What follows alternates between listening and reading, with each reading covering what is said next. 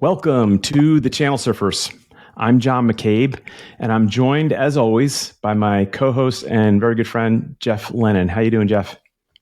John, I'm doing fantastic, man. It's a great day. Awesome to hear that. You know, Jeff, we're in the full swing of conference season, right? RSA just passed, and there's a host of events coming up between now and September, October timeframe. And I think for the two of us, we're both working for smaller companies that don't really have the money to have a booth and have a big presence at these events. So what do you do? I think over the years, I've figured out what I need to do without presence, and I'd like to share that knowledge. I know you probably have similar circumstances that you can share. And for today, what we want to talk about is maximizing your conference ROI. Booth optional, hustle required, right? Because we're trying to figure out ways to be a part of that event and make the most of it and get the best opportunities that you can, pull away from those events without having a big booth presence, right? I think this is a situation where you don't need to own the floor. You just or own the booth. You just need to own the floor. Like, go walk the floor and be a presence there. And I want this show to really be focused in on, partner managers, channel leaders, sellers, founders who want to attend these conferences, but they don't really have an official presence. So what are your thoughts on that? No, I totally agree. And just coming back to your comment, right? To me, it's about owning your presence, right? Mm-hmm. So, and always coming back to planning, pre-planning, trying to schedule things. Once you know you're going to an event, whether you have a booth or not. And I think, to your point, smaller companies, when we were first kind of kicking this idea around earlier in the week, I thought back to my days in my startup, my first startup, I should say. And, you don't have the money to do it, but you got to go. You got to start building that presence. You got to start building those relationships. And, I would tell people all the time, look, I'm just going to go get the expo pass. I'm going to work the floor. And I think you had a great comment. I'll steal it, which is, you don't go to, you're not going to be blasé and just kind of, hey, I'm going to the show. You're going there as kind of a hunter, right? You've got this, I'm focused on trying to figure out where are the opportunities, where's the partnerships, where are the things that are going to help me to not only grow my business, my brand, right, but drive those relationships that will take it to the next level, right? Whether it's customers, whether customer clients, or whether they're partnerships. Yeah. And we'll get into that in a little bit about how you should go to the conference and what you should do to attack it. But what about setting the stage before you go? You're really good at, and you've mentioned this in other shows where planning is really key. Like, what do you do to plan before you go to a show? Because you have to have a strategy. You have to have a game plan, right? You can't just go in blind and expect things to happen. You've got to set up meetings and be organized. So what is it that you do that makes that work?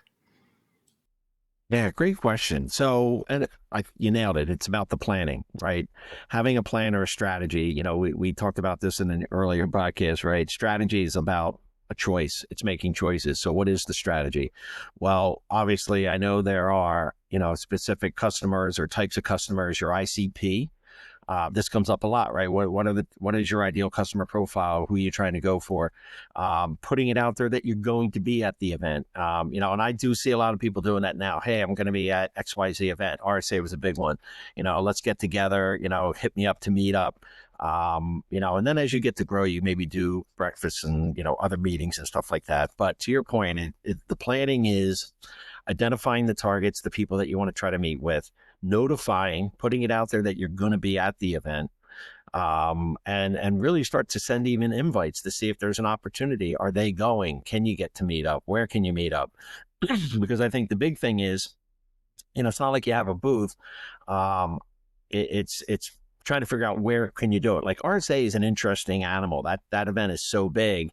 Oh, for sure. I know, right? And I know in the past, like, I've gone to that, and sometimes we had a booth, sometimes we didn't. And having a booth is great because it's a way to get people to meet up. Hey, we'll meet at XYZ in this hall. But when you don't have that, how do you pivot? And then before I jump to the next thing, which is, getting, finding those locations. The other is, I'll call it the ideal partner profile, the IPP, right? Hmm. Yeah, The yeah. IPP. Yep. Yep. Boy, did I just date myself with that joke. Um, but but also, like I said, I'm looking to meet up with clients. I'm looking to meet up with partners because I got to figure out how to, what is going to best help us drive value and take what we're doing, our solution, our message, our brand, and that's why I said having that brand presence when you're at an event. So Yeah. it is about planning. It's I would all also, about planning. yeah, and I would, those are great points. I would also add, set up a conference win goal. 10 high value meetings, 5 new connections. Because then Right. if you're able to set up those 10 high value meetings, that means you have great follow up after the event, and you have FaceTime with that person, and they'll remember you, right? But you got to have goals, right? You got to have goals. You got to plan, and without it, you're Absolutely. just gonna, you're wasting your time. I'm a big basketball guy. I always say, got to keep your feet moving on defense and on offense, because if you don't, you're just standing there and people blow by you, and you're not going to be able to defend or score, right? And I think that really applies to this. You got to keep your feet moving when you go to these events, and set your goals and plan it out properly. Um, Next topic I want to talk about: be a ghost with presence. You were laughing at this point, but I think it's a great way to explain what you need to do. And I think number one, you mentioned it earlier. Go to the show, be a hunter, not a vendor. Go walk that floor like you are trying to win business, right? And be serious about it. Attend keynote sessions, and talk to the speakers and then follow up with them, because the speakers are probably someone in your ICP that you might want to talk to and win some business with, right? Try to sit near decision makers and engage with them. Don't try to sell to them. Try to get to know them. These decision makers don't want to be sold to. They want a relationship that could lead to something where you're selling, but they want to get to know people. They don't want to be overwhelmed. They get that from everybody. Be different, right? Uh, you know, Absolutely. and Absolutely. leverage those parties and offsite events, happy hours that are everywhere, especially at RSA and Black Hat and those big events. Go to as many as you can, get in as many as you can, and just, mingle, right? And have the presence there. Do you have anything else to add to that type of, strategy? Yeah, I mean, well, look. First of all, it is a great strategy. It's a great foundation, right? That's why I said I love that whole ghost. Be a ghost with a presence, right? And when John says ghost, everybody, he doesn't mean like a poltergeist and walk by and grab the tchotchkes and throw No, them no, at people. no. That's not what he means, Or right? go But boo. right, but it is about having that purpose, right? And to me, the purpose is to make connections. I think, looking back, and I almost hate saying this all the time, but post COVID, I walked away from that realizing more than ever, right? The human presence, meeting people in person is so important. Making that physical connection, being able to talk to somebody face to face, eye to eye, whether it's standing having a cup of coffee, or whether you're to your point, you're sitting at some type of event, an offsite event, a happy hour, something like that. I think that's critical, right? And I also think your other Yep. main point is you're not you're not selling. Don't go to sell something. Nobody cares about what your No. product is. They're trying to figure out, like, and I'm always trying to be more inquisitive. I'm trying to ask 5 more questions than I'm asked, because I want to know who the person is I'm meeting with. What do they do? What excites them? And I've been listening to a lot of really interesting podcasts over the past 18 months, 2 years now. And really it's about the questions and getting to know people. And then you'll figure out if there's something there. I'll throw this out there because I really, really great guy that I met when I was at, before, when I was a partner of Documentum, and then I was at Documentum, a guy named Ken Grow. And I'm just giving him a shout out because he posted something last week, which I thought was phenomenal, and it is a little secret, right? And what he posted was, he was doing a video of himself, and in the background there's a couch, and the couch is in the lobby, right? He's in the lobby of the Four Seasons, And I just thought that was, it's brilliant. I've done that. I've lobby sat in a couple different hotels at that event. But he was spot on, because you sit there and you work from there, and next thing you know, people will come and go. And he ended up, meeting with and talking with a lot of different people. And Oh, it was a great opportunity, right? So yeah. not just being on the show floor, but knowing where to go, because the other thing I will say about an event, sorry, a lot of these larger companies will have, even though they're sponsoring the event, they're going to have conference rooms at the hotels. Mm-hmm. Yeah. So you're going to have people coming and going from that hotel. And it's an opportunity to be there to kind of, catch the waves, so to speak, right? Using our own Exactly. channel surfer analogy, right? Surf the wave. That's so dead on and to the point, because, at RSA especially, the Intercontinental is the heart and soul of meeting space, and where you want to be seen, and where people, gravitate to, right? So if you sit yourself down in that little cafe off the lobby entrance and you're sitting there, you'll find people, or people that you just meet, by accident. And I think that's important. And, there's other hotels in the area you could do, but I think I'm seeing a more and more companies are skipping the booths and renting meeting spaces and having meetings set up in their meeting space. And I think that works perfectly. You don't have to be a big booth presence, right?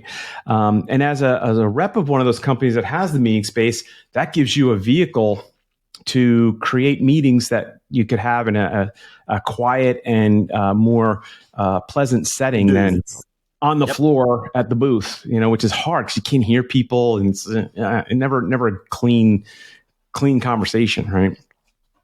Well, I'll just share this. Something I learned. I think it was, 3 years ago now. I think it was 3 years ago at RSA.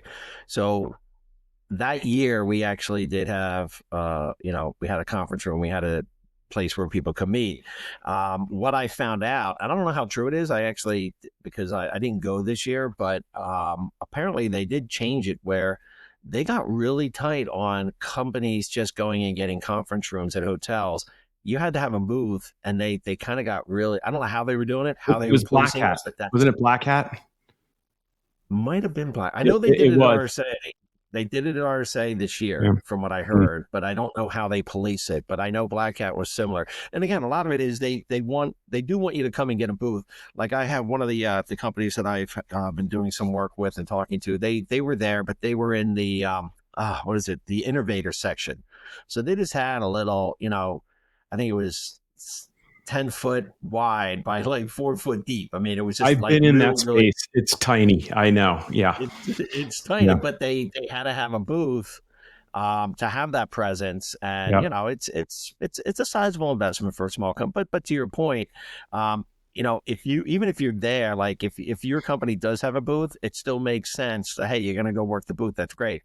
But take the opportunity, when you're not. I know it sounds crazy. People go, oh, well, I'm not working a booth. I'm going to go back to the hotel, jump in. No. I mean, I would leave the booth and I would walk the show. I would go back. I would hang out in the lobby, because you're there. It's the hardest thing about a show or an event is you're on. And I tell people, the moment you walk out of the hotel room, you're on. And you better be ready to talk to people, meet people, interact with people, because you never know, whether it's in the lobby, in an elevator, you just all of a sudden you break up, you have a conversation.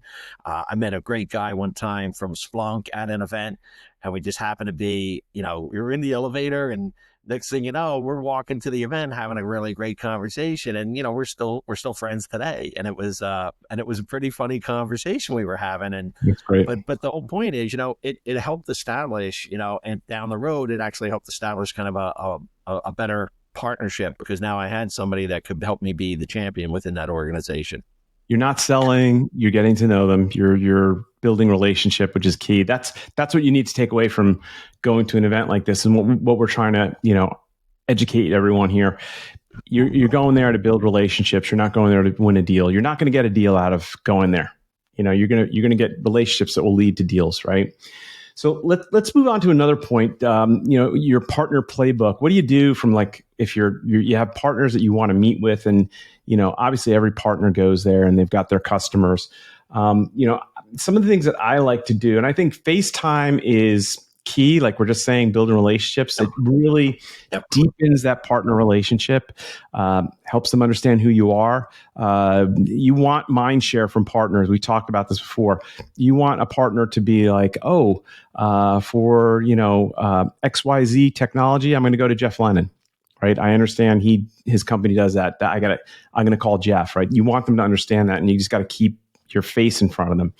One of the things that I've done, I try to schedule like a coffee or a breakfast or lunch or something with partner reps. Sometimes they have very full schedules. Maybe attend their happy hours if you can get your name on the list. Definitely, try to gather information about what is working for those partners and try to, weave that into the conversation and making it's, I don't want to say an excuse, but it's a way for you to get a meeting to say, hey, I know your practice is being set up for data security. We can help you there. Let's meet and just talk. But, just doing the little things to get in front of the partners. They are typically now not getting booze. They have meeting spaces, and they some of them have very organized partner meetings. They go through all of your revenue, what events you're doing. They have a whole breakdown on what you're doing as a partner, and you want to meet with them and hear about that. But and then you want to make sure follow up is critical after those types of meetings that you have with partners at events. Not just meet and then go away and forget about it, right? So what are some of the things you do from like a planning standpoint from just meeting with partners at an event like that? Well, I mean, everything you just said, right? And here's the thing: it's not like you're gonna stand at the same Starbucks, right? So whether it's breakfast meetings, right? So breakfast meetings, lunch meetings, coffee, sit downs. A lot of times it's gonna, again, once you're reaching out and you're trying to schedule those things, RSA was always in, even Black Hat, because it's just a massive, right? You're in Las Vegas, and it's a walk. I mean, I remember going to EMC World at the Venetian, and they also had the Palazzo, and it was crazy.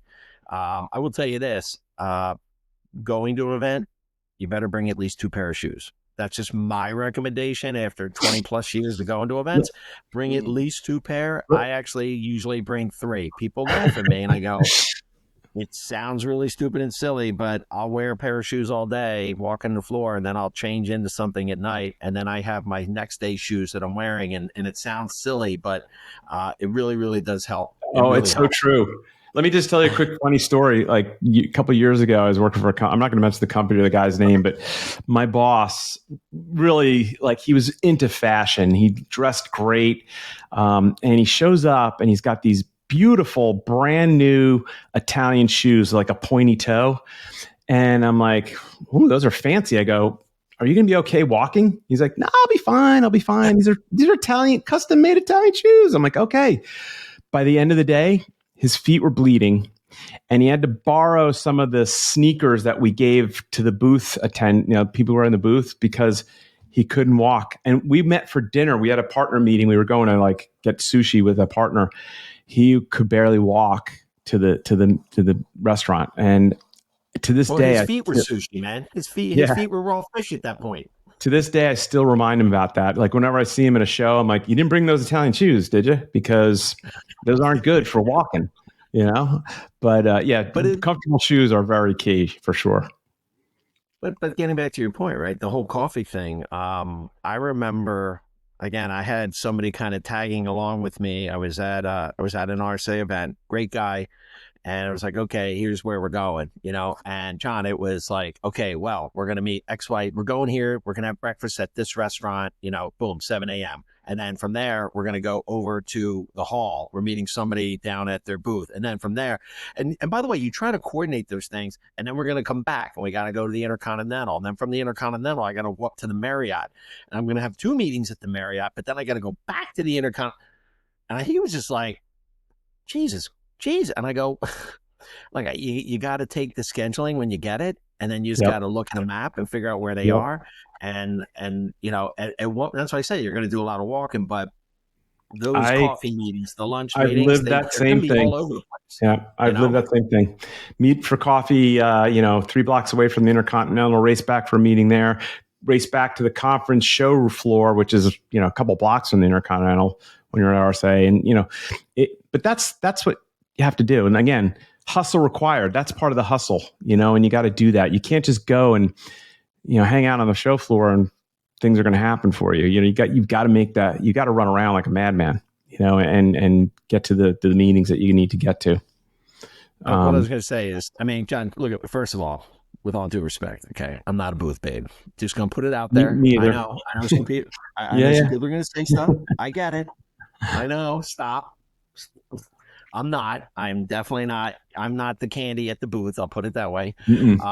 But no, it is hustle, right? And I do think, having had worked with people where, like I said, I've had some people kind of run with me. They realize that the show is an event, and it's a track event almost, right? Because you're moving.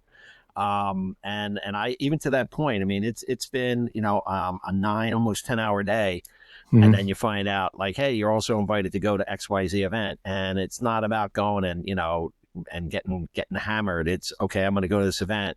Whose event is it? Hopefully there's people there that I can, that I'm going to have an opportunity to bump into. Yeah. I don't want to sound disingenuous, but I really am there to try to meet with people. The event is just facilitating that. Yeah.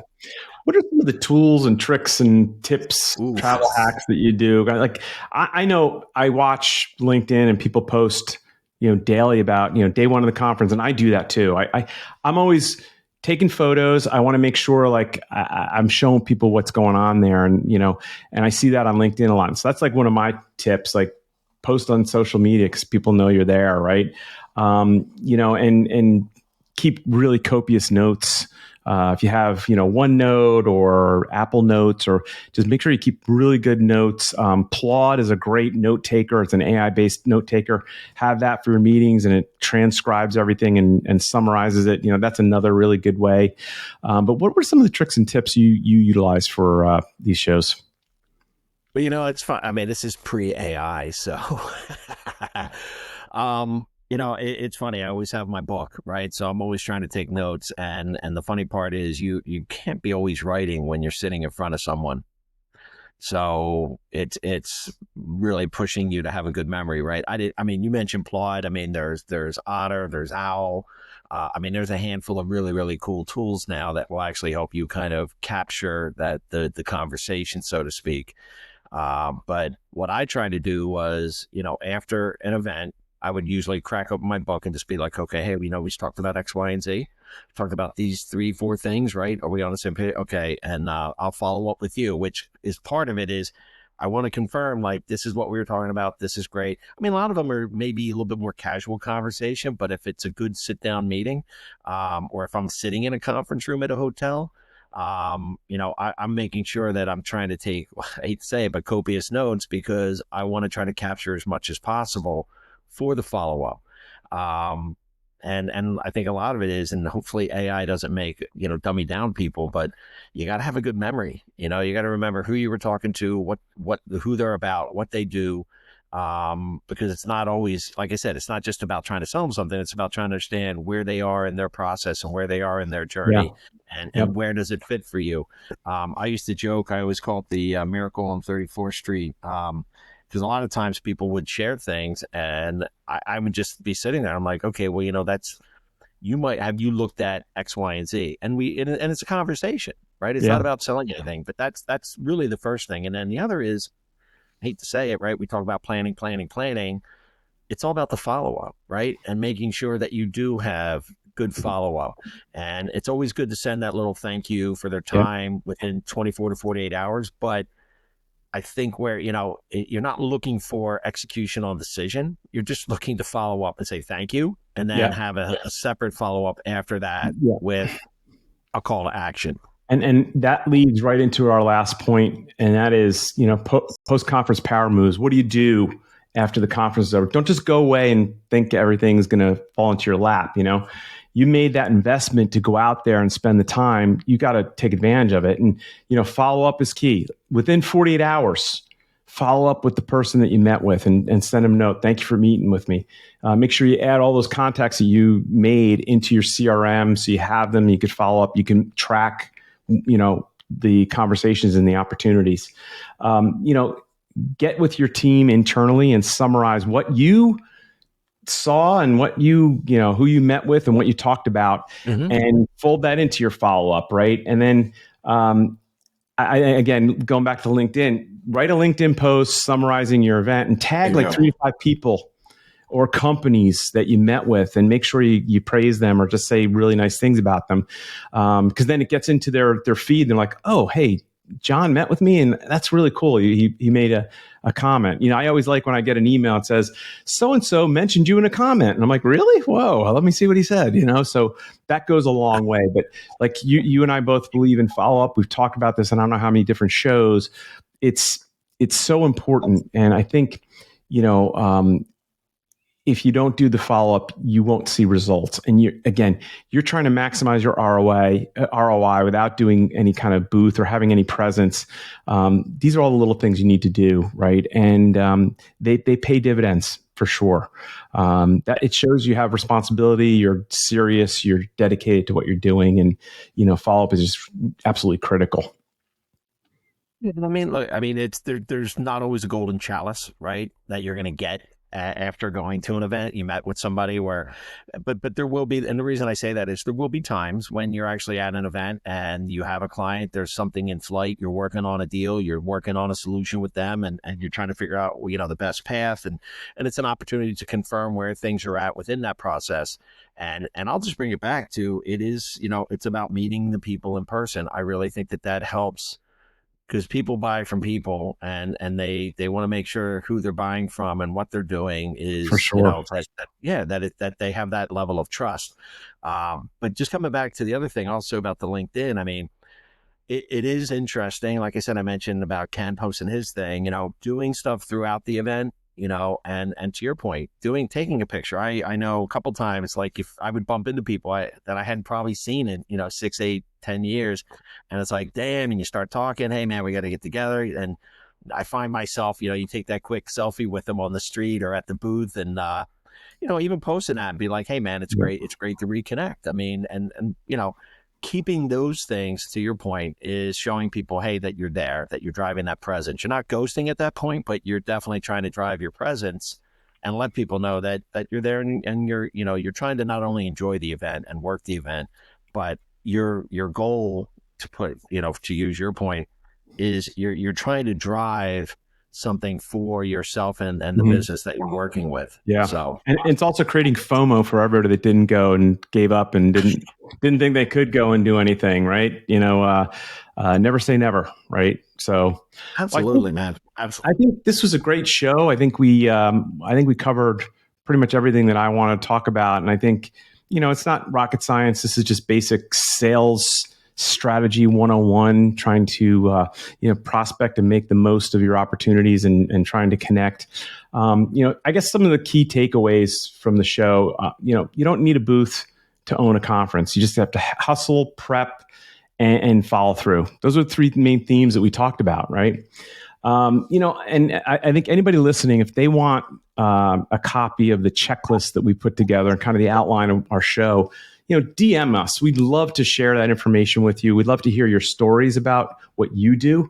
Maybe we have another show at some point and talk about what our listeners are doing as well. But I think, to conclude, this was it's very appropriate at this point because conference season's in full swing. And if you're listening to this and you're trying to figure out your best strategy, and you're a really small company, don't fret it. You don't need a booth. You could make things happen on your own by, bringing 3 really comfortable pairs of shoes and something to take notes with, and setting up meetings and prepping and planning for a beneficial event. Exactly. Well, look, number one, you got to make the investment, and the investment is not just the time and the money. It's your presence, right? So it's making your money investment to put your time into it, and then be present when you do it. And yeah, I loved your thing. For me, it's plan, hustle, be genuine, and then follow up. I mean, it's that simple, Sales 101, my friend. Well, that's it for this episode of the Channel Surfers. Maximizing your conference ROI, booth optional, hustle required. And we talk a lot about that. And I think that's our key takeaways. You got to hustle. So until the next time, Jeff, thank you so much for hosting with me.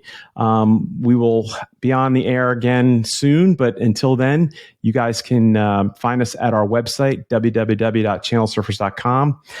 We are on most of the podcasting services out there, so you can find us on Apple and Spotify and Amazon. And then we also have a LinkedIn page, and you could reach out to us on our LinkedIn page or our website to ask questions or share stories. We'd love to hear from you. But until the next episode, thank you for listening. And Jeff, thanks for joining me today. Absolutely, John. Always a pleasure, man. Thank you, everybody.